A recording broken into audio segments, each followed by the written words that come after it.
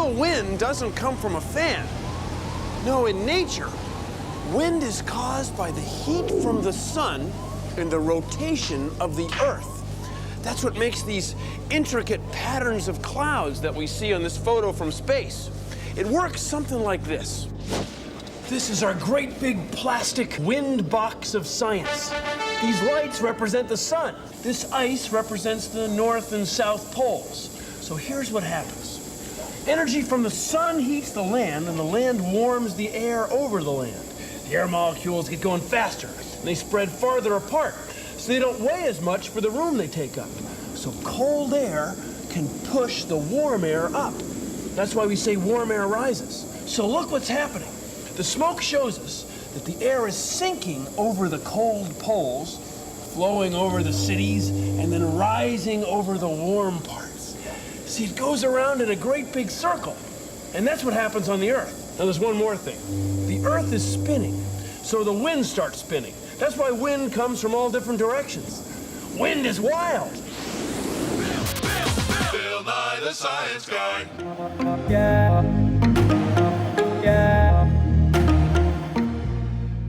Hi, I'm Jared. Welcome to Fun Science Demos. There's a lot going on here, but you can't see it, because what we're going to take a closer look at today is air and how air moves. And we're going to use this setup to give you a better idea of how wind works. So our setup's pretty simple. I have a container of soil that I'm heating up with these hot lights. I have a container of ice water, and I have a nice clear tube connecting the two. And believe it or not, the air is moving between these two containers. I just can't see it because I can't see the air. Now, to help us see the air, we're going to use this really neat smoke stick that's going to generate some very safe and harmless smoke to let us see what's happening in the air. So let's jump in to see if we can figure out how wind works. Now, through science, we've discovered that things heat up at different rates. What does that mean? And as the land heats up, it heats up the air above it. And through science, we've discovered that when air heats up, it spreads out, it expands, and it becomes lighter. And because it becomes lighter, it rises. So you can't see it, but I have all of this air that's being heated up and rising. Now, take a look over here. The water's cold. And through science, we've discovered that when air gets colder, it gets denser, it gets heavier, it compresses, and that means it sinks. So I have sinking cold air over here. I have rising warm air over here. And as that warm air rises, this sinking cold air sweeps in and takes the spot of the rising warm air. So we actually have wind happening through this tube, but we can't see it. Enter our smoke stick. So now we're going to introduce some smoke and see if we can watch how the air moves. So here we go. Bring my smoke stick in, get this thing charged up, and I'm going to put it here. And you should be able to see, yeah, I actually have a small current of wind moving through my tube. You can see the smoke. Just follow the wind current through the tube, and as it comes out over here, it's rising. That is how wind works. Now you might be thinking I was shooting the smoke through this tube, and that's what was making it move. So I'm going to reverse it. We're going to try shooting the smoke in this way and see which way the wind's blowing. So here we go. Let's charge up our smoke stick, get it fired up. I'm going to come in here and try and shoot it. You're going to see I can't get it to go through the tube, because the air is moving through the tube this direction and it's pushing it out. Even if I try shooting it in the tube, I'm going against the wind and it's not working. So remember what's happening. The warm air is rising, it's lighter. The cold air is sinking and it's sweeping in to take the spot of the rising warm air.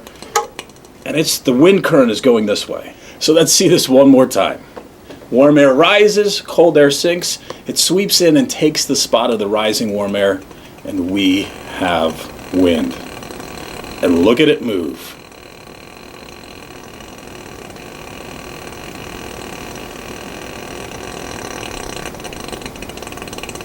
So think about what we've just shown you.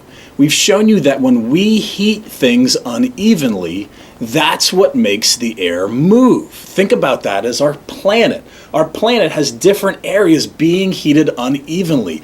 The sun's really hot around the equator and it's really cold around the poles. Well, that uneven heating of the Earth makes the air move. But also think about this. Our planet is spinning, and that spinning also helps make the air move.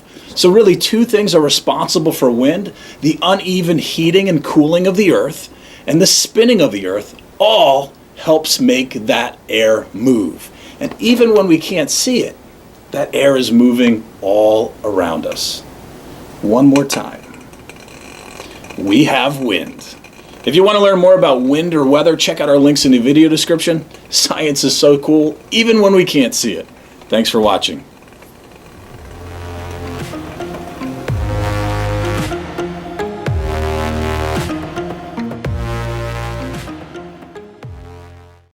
Ah!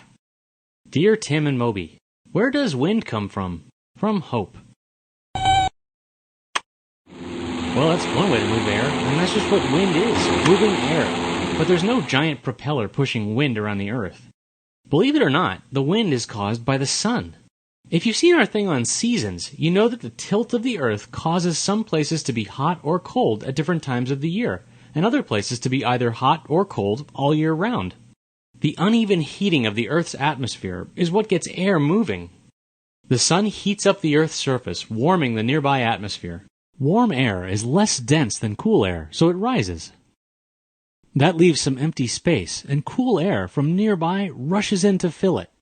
The area of rising air is what weather reports call a low-pressure system. As the warm air rises, it cools off and eventually sinks back down. The system is like a big engine sucking in air from all around it. What you end up with is a whole lot of moving air, and that's what we here at BrainPop like to call wind. There are different types of wind that blow in different patterns. Prevailing winds blow all the time over a particular part of the world. They're constant because the equator always gets more direct sunlight than the poles. Warmer air at the equator creates a huge low-pressure area, which is filled by cooler air from the poles. Their direction is affected by the Earth's rotation. Winds in the northern hemisphere are deflected to the right, and they turn to the left in the southern hemisphere. Jet streams are strong winds that blow about 10 kilometers above ground. They blow in circles with one jet stream over each hemisphere, and they blow fast, up to 200 kilometers per hour. Jet streams can move big chunks of air and really affect weather.